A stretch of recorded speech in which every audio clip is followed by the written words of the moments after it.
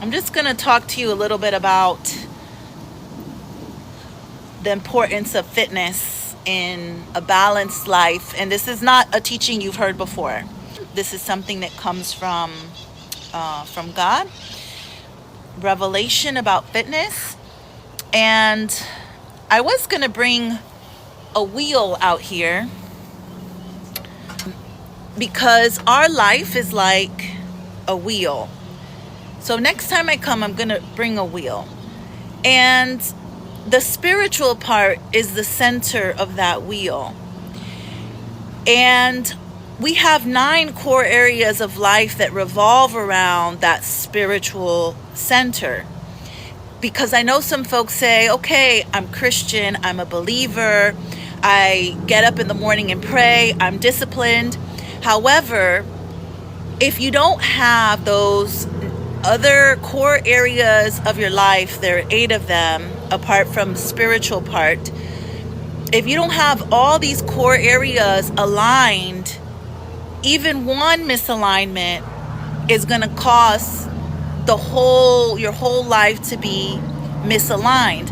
And it's going to limit where that wheel of your life can go, how fast and your life can make progress, right?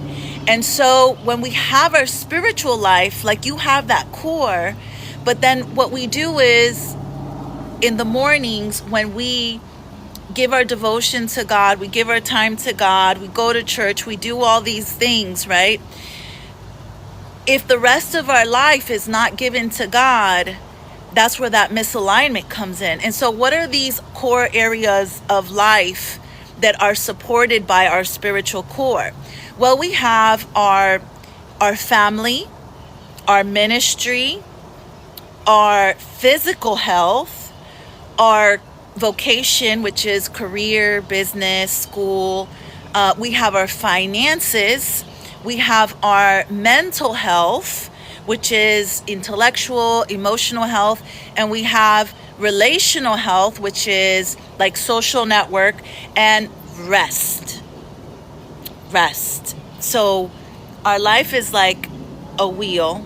Spirit is the center, the core, and all these parts of our life are the spokes.